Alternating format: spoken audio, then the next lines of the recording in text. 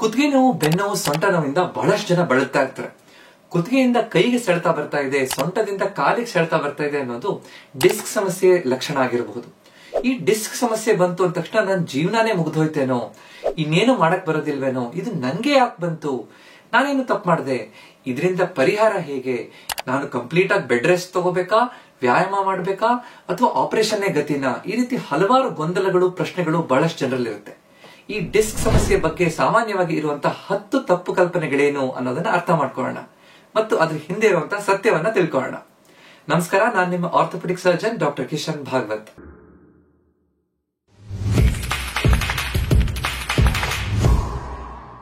ಈ ಡಿಸ್ಕ್ ಸಮಸ್ಯೆ ಬಗ್ಗೆ ಇರುವಂತಹ ಮೊದಲ ತಪ್ಪು ಕಲ್ಪನೆ, ನಾನು ಸಂಪೂರ್ಣವಾಗಿ ಬೆಡ್ ರೆಸ್ಟ್ ಅಂದ್ರೆ ಮಲ್ಕೊಂಡೇ ಇದ್ರೆ ನನ್ಗೆ ಎಲ್ಲದೂ ಸರಿಯಾಗ್ಬಿಡುತ್ತೆ ಅಂತ ಅನ್ಕೊಳ್ಳೋದು. ಯಾಕಂದ್ರೆ ಈ ಡಿಸ್ಕ್ ಸಮಸ್ಯೆ ಇದ್ದಾಗ ಖಂಡಿತ 2 ರಿಂದ 3 ದಿನ ತನಕ ನಾನು ಮಲ್ಕೊಂಡಿದ್ರೆ ನನ್ಗೆ ಒಳ್ಳೇದಾಗುತ್ತೆ, ರೆಸ್ಟ್ ತಗೊಳ್ಳೋದು ಸರಿ. ಆದ್ರೆ ಅದನ್ನೇ ಕಂಟಿನ್ಯೂ ಮಾಡ್ಬಿಟ್ರೆ, ಅಂದ್ರೆ ಮುಂದುವರಿಸಿ 3 ರಿಂದ 6 ವಾರದ ತನಕ ಅಥವಾ ಅದಕ್ಕಿಂತ ಹೆಚ್ಚು ನಾನು ಮಲ್ಕೊಂಡೇ ಇದ್ರೆ ಖಂಡಿತ ನನ್ಗೆ ಆ ಡಿಸ್ಕ್ ಸಮಸ್ಯೆಯಿಂದ ಉಪಯೋಗಕ್ಕಿಂತ ನಷ್ಟನೇ ಹೆಚ್ಚಾಗ್ಬಿಡುತ್ತೆ ಅಂತ. ಯಾಕಂದ್ರೆ ನನ್ನ ಬೆನ್ನು ಹುರಿ ಅಕ್ಕಪಕ್ಕದಲ್ಲಿರುವಂತಹ ಮಾಂಸಖಂಡಗಳು ಇನ್ನಷ್ಟು ವೀಕ್ ಆಗ್ತಾ ಹೋಗುತ್ತೆ, ನರದ ಮೇಲೆ ಒತ್ತಡ ಇನ್ನಷ್ಟು ಹೆಚ್ಚಾಗಬಹುದು, ಡಿಸ್ಕ್ ಸಮಸ್ಯೆ ಇನ್ನಷ್ಟು ಜಾಸ್ತಿ ಆಗ್ಬಹುದು ಮತ್ತು ಬೇಗ ಅದು ಚೇತರಿಕೆ ಹೊಂದೋದು ಆಗೋದೇ ಇಲ್ಲ. ಈ ರೀತಿ ಆದಾಗ ನನ್ನ ಕೆಲಸಕ್ಕೆ ಮತ್ತೆ ಮರಳಿ ವಾಪಸ್ ಹೋಗುವಂತದ್ದು ತುಂಬಾ ಲೇಟ್ ಆಗ್ತಾ ಬಂದ್ಬಿಡುತ್ತೆ. ಆದ್ರಿಂದ ಡಿಸ್ಕ್ ಸಮಸ್ಯೆ ಇದ್ದಾಗ ಬೆಡ್ ರೆಸ್ಟ್ ತಗೋಬೇಕು. ಆದ್ರೆ 2 ರಿಂದ 3 ದಿನ ಆದ ನಂತರ ನಾವು ಆದಷ್ಟು ಓಡಾಡ್ತಾ ಇರಬೇಕು, ಹೇಳಿರುವಂತಹ ವ್ಯಾಯಾಮವನ್ನ ಮಾಡಬೇಕು. ಚಟುವಟಿಕೆಯಿಂದ ಇದ್ದಾಗ ಬೇಗ ರಿಕವರಿ ಆಗ್ಲಿಕ್ಕೆ ಸಾಧ್ಯ ಆಗುತ್ತೆ ಅಂತ ಈಗಿನ ವೈಜ್ಞಾನಿಕ ಸ್ಟಡಿಗಳು ನಮ್ಗೆ ಹೇಳುತ್ತೆ. ಈ ರೀತಿ ಮಲ್ಕೊಂಡೇ ಇದ್ರೆ ನಮ್ಮ ಹೃದಯದ ಆರೋಗ್ಯದ ಮೇಲೆ ಪರಿಣಾಮ ಬೀಳುತ್ತೆ, ಕೆಟ್ಟ ಪರಿಣಾಮ. ಜೊತೆಗೆ ನಮ್ಮ ಮೂಳೆಯ ಸಾಂದ್ರತೆ ಕಡಿಮೆ ಆಗ್ತಾ ಬರುತ್ತೆ. ಈ ರೀತಿ ಇದ್ದಾಗ ಬೇರೆ ಬಹಳಷ್ಟು ತೊಂದರೆಗಳು ಆಗ್ಬಿಡ್ಬೋದು. ನಾನು ಮಲ್ಕೊಂಡೇ ಇದ್ದೀನಲ್ಲ ಅನ್ನುವಂತಹ ಮಾನಸಿಕ ಖಿನ್ನತೆ ಬರಕ್ ಶುರು ಆಗುತ್ತೆ. ಅವಾಗ ನಾನು ಇಷ್ಟು ಕೆಲಸ ಮಾಡ್ತಾ ಇದ್ದೆ, ಚಟುವಟಿಕೆಯಿಂದ ಇದ್ದೆ, ಆದ್ರೆ ನಾನು ಹಾಸಿಗೆ ಹಿಡಿಯೋಗ ಆಯ್ತಲ್ಲ ಅನ್ನುವಂತಹ ಕೊರಗು ನಮ್ಮನ್ನ ಆವರಿಸ್ಬಿಟ್ರೆ ಈ ಡಿಸ್ಕ್ ಸಮಸ್ಯೆಯಿಂದ ಇನ್ನಷ್ಟು ತೊಂದರೆಗಳು ಹೆಚ್ಚಾಗ್ತಾ ಆಗ್ಬಿಡ್ಬೋದು. ಆದ್ರಿಂದ ಡಿಸ್ಕ್ ಸಮಸ್ಯೆಗೆ ಸಂಪೂರ್ಣ ಬೆಡ್ ರೆಸ್ಟ್ ಟ್ರೀಟ್ಮೆಂಟ್ ಅಲ್ಲ. 2ನೇ ತಪ್ಪು ಕಲ್ಪನೆ, ಈ ಡಿಸ್ಕ್ ಸಮಸ್ಯೆ ಇದ್ದಾಗ ನಾನು ಯಾವ ರೀತಿಯಾದಂತಹ ವ್ಯಾಯಾಮವನ್ನು ಮಾಡಲೇಬಾರದು ಅನ್ನುವಂಥದ್ದು. ಇದು ತಪ್ಪು. ಯಾಕಂದ್ರೆ ಲೋ ಇಂಪ್ಯಾಕ್ಟ್ ಕೊಡುವಂತಹ ಬೆನ್ನು ಹುರಿಗೆ, ಮೂಳೆಗೆ, ನರಕ್ಕೆ ಒತ್ತಡ ಕಡಿಮೆ ಮಾಡುವಂತಹ ವ್ಯಾಯಾಮಗಳು, ಅದನ್ನು ಮಾಡೋದ್ರಿಂದ ನನ್ನ ಬೆನ್ನು ಹುರಿಗೆ ಸಪೋರ್ಟ್ ಸಿಗುತ್ತೆ, ಫ್ಲೆಕ್ಸಿಬಿಲಿಟಿ, ಫ್ರೀಯಾಗಿ ಮೂವ್ಮೆಂಟ್ ಮಾಡ್ಲಿಕ್ಕಾಗತ್ತೆ, ಆದಷ್ಟು ಬೇಗ ಚೇತರಿಕೆಯಲ್ಲಿ ಅದು ಪೂರಕವಾಗುತ್ತೆ. ಆದ್ರಿಂದ ಸರಿಯಾದ ವ್ಯಾಯಾಮಗಳನ್ನ ಈ ಸಮಯದಲ್ಲಿ ಮಾಡುವಂತಹದ್ದು ಒಳ್ಳೆಯದು. ತುಂಬಾ ನೋವಿದ್ದಾಗ ನಾವು ಒಂದು ಕುರ್ಚಿ ಮೇಲೆ ಅಥವಾ 2-3 ದಿಂಬಿಟ್ಕೊಂಡು ಕಾಲನ್ನ ಎತ್ತರ ಇಟ್ಕೊಂಡು ಒಂದು 10 ನಿಮಿಷ ಬೆಳಿಗ್ಗೆ, ಮಧ್ಯಾಹ್ನ, ಸಂಜೆ ಈ ತರ 2 ರಿಂದ 3 ಹೊತ್ತು ಇಡೋದ್ರಿಂದ ನಮ್ಮ ನರದ ಮೇಲೆ ಒತ್ತಡ ಕಡಿಮೆ ಆಗುತ್ತೆ. ಮತ್ತೆ ಅರ್ಧ ಭುಜಂಗಾಸನ ಅಥವಾ ಭುಜಂಗಾಸನ ಮಾಡೋದ್ರಿಂದ ಆ ಡಿಸ್ಕ್ ತನ್ನ ಜಾಗಕ್ಕೆ ವಾಪಸ್ ಹೋಗ್ಲಿಕ್ಕೆ ಸಾಧ್ಯ ಆಗುತ್ತೆ. ಹೇಗೆ ಒಂದು ವಿಶ್ರಾಂತಿ ಭಂಗಿಯಿಂದ, ಒಂದು ವ್ಯಾಯಾಮದಿಂದ ಡಿಸ್ಕ್ ಸಮಸ್ಯೆಗೆ ಪರಿಹಾರ ಅನ್ನೋದ್ರ ಬಗ್ಗೆ ನಾನೊಂದು ವಿಡಿಯೋ ಮಾಡಿದ್ದೀನಿ. ಅದನ್ನ ಸುಮಾರು 4.5 ಲಕ್ಷ ಜನಕ್ಕಿಂತ ಹೆಚ್ಚು ಜನ ನೋಡಿದ್ದಾರೆ. ಅದನ್ನು ನೀವು ನೋಡಬಹುದು, ಇದರ ಡೀಟೇಲ್ಸ್ ಅದರಲ್ಲಿದೆ.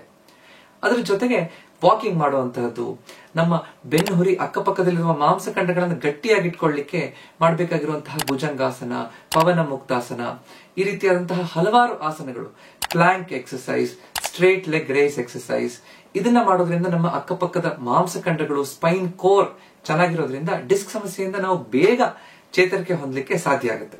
3ನೇ ತಪ್ಪು ಕಲ್ಪನೆ, ಈ ಡಿಸ್ಕ್ ಸಮಸ್ಯೆ ಅನ್ನೋದು ಕೇವಲ ವಯಸ್ಸಾದ ನಂತರ ಮಾತ್ರ ಬರುವಂತಹ ಸಮಸ್ಯೆ ಅಂತ.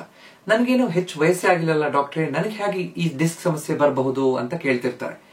ಈ ಡಿಸ್ಕ್ ಸಮಸ್ಯೆ ಯಾವ ವಯಸ್ಸಿನವರೆಗೂ ಬಂದ್ಬಿಡಬಹುದು.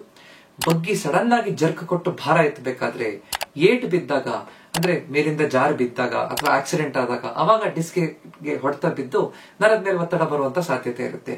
ಕೆಲವೊಂದಿಷ್ಟು ಅನುವಂಶೀಯವಾಗಿ ಬರುವಂತಹ ತೊಂದರೆಗಳಿಂದ, ಹೆಚ್ಚು ತೂಕ ಇರುವಂತಹ ಸಮಸ್ಯೆ ಇರುವವರಿಗೆ, ಅಂತವರಿಗೆ ಈ ಡಿಸ್ಕ್ ಸಮಸ್ಯೆ ಹೆಚ್ಚು. ತುಂಬಾ ಹೊತ್ತು ನಿಂತ್ಕೊಂಡು ಕೆಲಸ ಮಾಡುವಂತವ್ರಿಗೆ, ಅಥವಾ ಕುರ್ಚಿ ಮೇಲೆ ಕುತ್ಕೊಂಡೇ ಕಂಪ್ಯೂಟರ್ ಮುಂದೆ ಕೆಲಸ ಮಾಡುವಂತವ್ರು, ಅಥವಾ ಜಂಪ್ ಆಗೋ ಕಡೆ ಗಾಡಿಯನ್ನ ಓಡಿಸ್ಕೊಂಡು ಬೈಕಲ್ಲಿ ಅಥವಾ ಕಾರಲ್ಲಿ ಅಥವಾ ಟ್ರ್ಯಾಕ್ಟರ್ ಅಲ್ಲಿ ಕೆಲಸ ಮಾಡುವಂತವ್ರು, ಇಂತಹ ವ್ಯಕ್ತಿಗಳಿಗೆ ಈ ಡಿಸ್ಕ್ ಸಮಸ್ಯೆ ಹೆಚ್ಚು. ಭಾರ ಹೊರುವಂತವರಲ್ಲೂ ಕೂಡ ಈ ರೀತಿಯಾದಂತಹ ವ್ಯಕ್ತಿತ್ವ ಇರುವಂತಹ, ಕೆಲಸ ಇರುವಂತಹ ಜನರು ಖಂಡಿತವಾಗಿ ಹೆಚ್ಚು ಕಾಳಜಿ ವಹಿಸಿದಾಗ ಈ ಡಿಸ್ಕ್ ಸಮಸ್ಯೆಯನ್ನ ಬರದೇ ಇರೋ ರೀತಿ ನೋಡ್ಕೋಬಹುದು. ಬಂದ್ರೂ ಕೂಡ ಅದನ್ನ ಬೇಗ ಗುರುತಿಸಿ ಟ್ರೀಟ್ಮೆಂಟ್ ತಗೊಳ್ಳಿಕ್ಕೆ ಸಹಾಯಕ ಆಗುತ್ತೆ.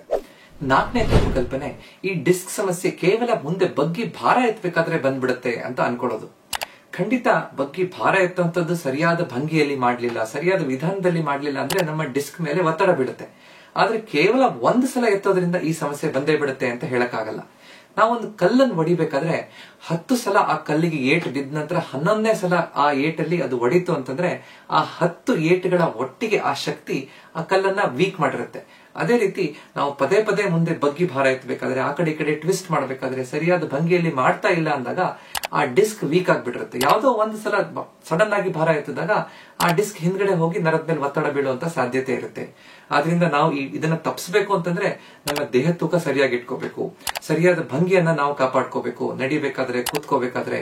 ಅದರ ಜೊತೆಗೆ ಮುಂದೆ ಬಗ್ಗಿ ಭಾರ ಎತ್ತುವಂತ ಸರಿಯಾದ ವಿಧಾನವನ್ನ ನಾವು ಕಲ್ತ್ಕೋಬೇಕು. ಅದರ ಬಗ್ಗೆ ನಾನೊಂದು ವಿಡಿಯೋ ಮಾಡಿದ್ದೀನಿ, ಅದನ್ನು ನೀವು ನೋಡ್ಬೋದು. ಮುಂದೆ ಬಗ್ಗಿ ಬೆನ್ನನ್ನ ನೇರ ಇಟ್ಕೊಂಡು ನಮ್ಮ ಹಿಪ್ ಜಾಯಿಂಟ್, ಕಾಲಿನ ಮಾಂಸಖಂಡಗಳ ಸಹಾಯದಿಂದ ಹೇಗೆ ಭಾರವನ್ನ ನಮ್ಮ ದೇಹದ ಹತ್ರ ಇಟ್ಕೊಂಡು ಎತ್ತಬೇಕು, ಡಿಸ್ಕ್ ಒತ್ತಡ ಹೆಚ್ಚಾಗದೇ ಇರೋ ರೀತಿಯಲ್ಲಿ, ನರದ ಮೇಲೆ ಒತ್ತಡ ಹೆಚ್ಚಾಗದೇ ಇರೋ ರೀತಿಯಲ್ಲಿ ಮಾಡ್ಬೇಕು ಅನ್ನೋದನ್ನ ನಾವು ಕಲ್ತ್ಕೋಬೇಕು. 5ನೇ ತಪ್ಪು ಕಲ್ಪನೆ, ಈ ಡಿಸ್ಕ್ ಸಮಸ್ಯೆ ಇದೆ ಅಂತಂದ್ರೆ ನನ್ಗೆ ಬಹಳ ಜಾಸ್ತಿ ನೋವು ಬಂದೇ ಬರುತ್ತೆ ಅಂತ ತಪ್ಪು ಕಲ್ಪನೆ ಇಟ್ಕೊಳ್ಳುವಂಥದ್ದು, ಹೆದರ್ಕೊಳ್ಳುವಂಥದ್ದು. ಇದು ತಪ್ಪು. ಈ ಡಿಸ್ಕ್ ಸಮಸ್ಯೆ ಇದ್ದಾಗ ಕುತ್ತಿಗೆ ನೋವು ಬರ್ಬೋದು, ಸೊಂಟ ನೋವು ಬರ್ಬೋದು.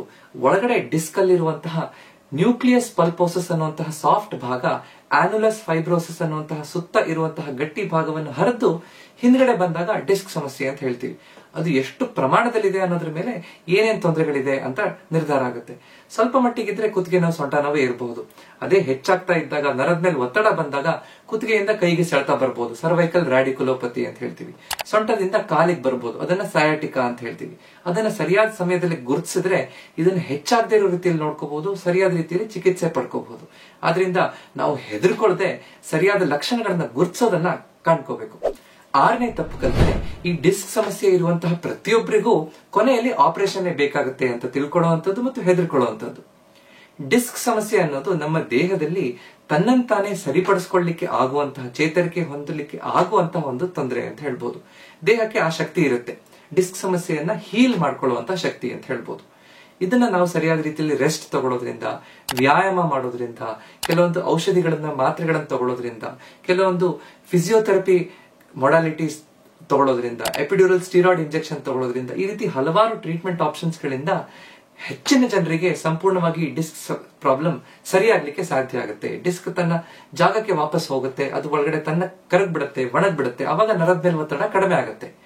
ಯಾರಿಗೆ ಈ ಎಲ್ಲಾ ಟ್ರೀಟ್ಮೆಂಟ್ ಆಪ್ಷನ್ ಗಳನ್ನ ಮಾಡಿದ್ರೂ ಕೂಡ ತೊಂದರೆ ಸರಿ ಆಗ್ತಾ ಇಲ್ವೋ ಅಂತವ್ರಿಗೆ ಮಾತ್ರ ಆಪರೇಷನ್ ಬೇಕಾಗುತ್ತೆ. ಆದ್ರಿಂದ ಎಲ್ಲರಿಗೂ ಆಪರೇಷನ್ ಬೇಕಾಗುತ್ತೆ ಅಂತ ಹೆದರ್ಕೊಳ್ಳುವಂಥದ್ದು ತಪ್ಪು. 7ನೇ ತಪ್ಪು ಕಲ್ಪನೆ, ಈ ಡಿಸ್ಕ್ ಸಮಸ್ಯೆ ಇರುವಂತವರು ಯಾರೋ ಎಣ್ಣೆ ಹಚ್ಚಿ ತಿಕ್ಕೊಟ್ರು, ನೆಟಿಗೆ ತೆಕ್ಕೊಟ್ರು, ಗುದ್ದು ಕೊಟ್ರು ಅಥವಾ ತುಳಿದು ಕೊಟ್ರು, ಇದರಿಂದ ನನ್ನ ಡಿಸ್ಕ್ ಸಮಸ್ಯೆ ಸಂಪೂರ್ಣವಾಗಿ ವಾಸಿಯಾಗುತ್ತೆ ಅಂತ ಅನ್ಕೊಳ್ಳುವಂತದ್ದು ತಪ್ಪು. ನಾನು ಪ್ರತಿನಿತ್ಯ 3 ರಿಂದ 4 ಜನ ಆದ್ರೂ ಈ ರೀತಿ ಮಾಡಿಸ್ಕೊಂಡು ತೊಂದರೆ ಹೆಚ್ಚು ಮಾಡ್ಕೊಂಡು ಬಂದಿರೋರ್ನ ನೋಡ್ತಾ ಇರ್ತೀನಿ. ಇದನ್ನ ಕೈರೋಪ್ರಾಕ್ಟಿಕ್ ಕೇರ್ ಅಂತ ಹೇಳ್ತಾರೆ. ಇದಕ್ಕೆ ಯಾವುದೇ ರೀತಿಯಾದಂತಹ ಸೈಂಟಿಫಿಕ್ ಎವಿಡೆನ್ಸ್ ಇರೋದಿಲ್ಲ. ಖಂಡಿತ ನಾವು ಸರಿಯಾದ ರೀತಿಯಲ್ಲಿ ಮಸಾಜ್ ಮಾಡೋದ್ರಿಂದ ನಮ್ಮ ಮಾಂಸಖಂಡಗಳಿಗೆ ಒಳ್ಳೇದಾಗುತ್ತೆ, ಖಂಡಿತ ಆ ನರದ ಮೇಲೆ ಒತ್ತಡ ಸ್ವಲ್ಪ ಮಟ್ಟಿಗೆ ಕಡಿಮೆ ಆಗ್ಬಹುದು. ಆದ್ರೆ ಅದನ್ನ ಸರಿಯಾದ ರೀತಿಯಲ್ಲಿ ವೈಜ್ಞಾನಿಕವಾಗಿ ತಿಳ್ಕೊಂಡು ಮಾಡುವಂತಹದ್ದು ಒಳ್ಳೇದು.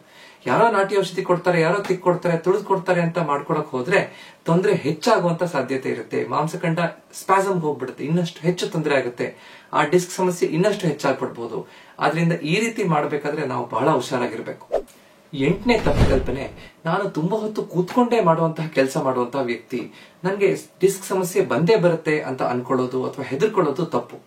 ಸರಿಯಾದ ರೀತಿಯಲ್ಲಿ ನಾವು ಕೂತ್ಕೊಳ್ಳಿಲ್ಲ ಅಂದ್ರೆ, ಬೆನ್ನಿಗೆ ಸಪೋರ್ಟ್ ಇಲ್ಲದೆ ಕೂತ್ಕೊಂಡ್ರೆ ಅಥವಾ ಬೆನ್ನನ್ನ ಬೂನ್ ಮಾಡಿ ಕೂತ್ಕೊಂಡ್ರೆ ಖಂಡಿತ ಆ ಡಿಸ್ಕ್ ಮೇಲೆ ಒತ್ತಡ ಹೆಚ್ಚಾಗತ್ತೆ.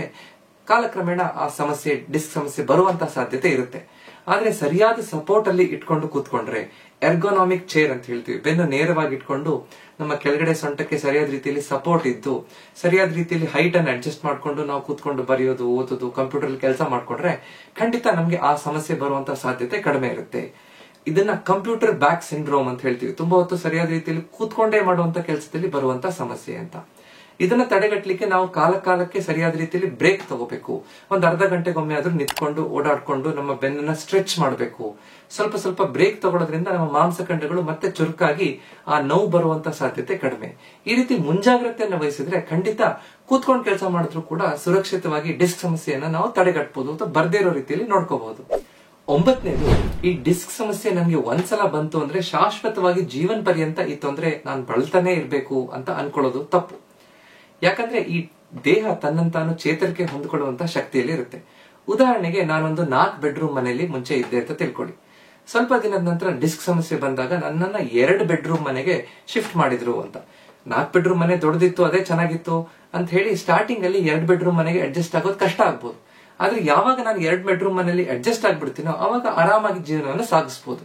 ಅದೇ ರೀತಿ ಡಿಸ್ಕ್ ಸಮಸ್ಯೆ ಹೊಸ್ತರಲ್ಲಿ ನೋವು ಹೆಚ್ಚಿರುತ್ತೆ, ತೊಂದರೆಗಳು ಹೆಚ್ಚಿರುತ್ತೆ. ಆದ್ರೆ ಒಂದು ಸಲ ಅದು ಅಡ್ಜಸ್ಟ್ ಆಗ್ಬಿಡ್ತು, ನರಗಳು ಆ ತೊಂದರೆಗೆ ಅಡ್ಜಸ್ಟ್ ಆಯ್ತು ಅಂತಂದಾಗ ಹೆಚ್ಚು ಪ್ರಾಬ್ಲಮ್ ಇಲ್ಲದೆ ಜೀವನವನ್ನ ಸಾಗಿಸ್ಲಿಕ್ಕೆ ಸಾಧ್ಯ ಆಗುತ್ತೆ. ಆದ್ರೆ ಈ ಡಿಸ್ಕ್ ಸಮಸ್ಯೆ ಯಾಕೆ ಬಂತು, ನನ್ನ ದೇಹ ತೂಕ ಹೆಚ್ಚಿರೋದ್ರಿಂದ ಬಂತಾ, ಮುಂದೆ ಬಗ್ಗಿ ಸರಿಯಾದ ರೀತಿಯಲ್ಲಿ ಭಾರ ಎತ್ತದೇ ಇರೋದ್ರಿಂದ ಬಂತಾ ಅಂತ ತಿಳ್ಕೊಂಡು ಅದನ್ನ ಮುಂಜಾಗ್ರತೆಯಾಗಿ ಸರಿಪಡಿಸ್ಕೊಳ್ಳುವಂತಹದ್ದು ಬಹಳ ಮುಖ್ಯ. ಸರಿಯಾದ ರೀತಿಯಲ್ಲಿ ನನ್ನ ಭಂಗಿಯನ್ನು ಮೇಂಟೈನ್ ಮಾಡಬೇಕು, ವ್ಯಾಯಾಮ ಮಾಡಿ ಬೆನ್ನನ್ನು ಗಟ್ಟಿಯಾಗಿ ಇಟ್ಕೋಬೇಕು.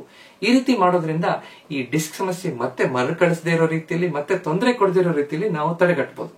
10ನೇದು ಮತ್ತು ಕೊನೆ ತಪ್ಪು ಕಲ್ಪನೆ, ಈ ಡಿಸ್ಕ್ ಸಮಸ್ಯೆ ಇದ್ದಾಗ ನಾನು ಒಂದು ಆಪರೇಷನ್ ಮಾಡಿಸ್ಕೊಳ್ಳೋದ್ರಿಂದ ಸಂಪೂರ್ಣವಾಗಿ ನಾನು ಆರಾಮಾಗ್ಬಿಡ್ತೀನಿ, ನನಗೆ ಇನ್ನು ಜೀವನದಲ್ಲಿ ಡಿಸ್ಕ್ ಸಮಸ್ಯೆ ಬರದೇ ಇಲ್ಲ ಅಂತ ಅನ್ಕೊಳ್ಳುವಂತದ್ದು ತಪ್ಪು. ಯಾಕಂದ್ರೆ ದೇಹದಲ್ಲಿ 23 ಡಿಸ್ಕ್ಗಳಿದೆ. ಒಂದು ಡಿಸ್ಕ್ ಅನ್ನ ತೆಗೆಯೋದ್ರಿಂದ ಆ ನರದ ಮೇಲೆ ಒತ್ತಡ ಖಂಡಿತ ಆರಾಮಾಗುತ್ತೆ, ಕಾಲ್ ಸೆಳೆತ ಕಡಿಮೆ ಆಗುತ್ತೆ ಅವಾಗ ತಕ್ಷಣದಲ್ಲಿ. ಆದ್ರೆ ಬೇರೆ ಡಿಸ್ಕ್ಗಳು ನನಗೆ ಸಮಸ್ಯೆ ಕೊಡಬಹುದು. ಆಪರೇಷನ್ ಆದ್ಮೇಲೂ ಕೂಡ ಸ್ವಲ್ಪ ದಿನ ಬೆಲ್ಟ್ ಹಾಕೊಂಡಿರ್ಬೇಕು, ಸರಿಯಾದ ವ್ಯಾಯಾಮಗಳನ್ನು ಮಾಡಬೇಕು, ಮುಂದೆ ಬಗ್ಗಿ ಭಾರ ಎತ್ತುವಂತಹ ಕೆಲಸಗಳನ್ನ ನಾವು ಮುಂದೆ ಜೀವನದಲ್ಲಿ ಕಡಿಮೆ ಮಾಡಿದ್ರೆ ಒಳ್ಳೇದು. ಈ ರೀತಿಯಾದಂತಹ ಕೆಲವೊಂದಿಷ್ಟು ಮುಂಜಾಗ್ರತೆಯನ್ನ ನಾವು ಅನುಸರಿಸಲೇಬೇಕಾಗುತ್ತೆ. ಆದ್ರಿಂದ ಒಂದು ಡಿಸ್ಕ್ ಆಪರೇಷನ್ ಮಾಡೋದ್ರಿಂದ ನನ್ಗೆಲ್ಲ ಆರಾಮಾಗ್ಬಿಡುತ್ತಾ, ಮುಂದೆ ಬರೋದೇ ಇಲ್ಲ ಅನ್ನುವಂತಹದ್ದು ತಪ್ಪು ಕಲ್ಪನೆ. ಇವತ್ತು ನಾವು ಈ ಡಿಸ್ಕ್ ಸಮಸ್ಯೆ ಬಗ್ಗೆ ಇರುವಂತಹ ಕುತ್ತಿಗೆ ನೋವು, ಸೊಂಟ ನೋವು ಸಾಮಾನ್ಯವಾಗಿ ಹೆಚ್ಚು ಜನರಿಗೆ ಇರುತ್ತೆ. ಆದ್ರೆ ಅದ್ರ ಬಗ್ಗೆ ಹಲವಾರು ತಪ್ಪು ಕಲ್ಪನೆಗಳು ಏನಿರುತ್ತೆ ಅದನ್ನ ನಾವು ಸರಿಯಾದ ನಿಜವಾದ ಸತ್ಯ ಏನು ಅನ್ನೋದನ್ನ ಅರ್ಥ ಮಾಡ್ಕೊಂಡಿದೀವಿ. ಈ ವಿಡಿಯೋ ನಿಮ್ಗೆ ಇಷ್ಟ ಆಗಿದ್ರೆ ದಯವಿಟ್ಟು ಇದನ್ನ ಲೈಕ್ ಮಾಡಿ, ಅಕ್ಕಪಕ್ಕದವ್ರ ಜೊತೆ ಇದನ್ನ ಶೇರ್ ಮಾಡ್ಕೊಳ್ಳಿ. ಇದೇ ರೀತಿಯಾದಂತಹ ಹೆಚ್ಚಿನ ವಿಡಿಯೋಗಳನ್ನು ನೋಡ್ಬೇಕು ಅಂದ್ರೆ ನನ್ನ ಚಾನೆಲ್ ನ ಸಬ್ಸ್ಕ್ರೈಬ್ ಮಾಡಿ.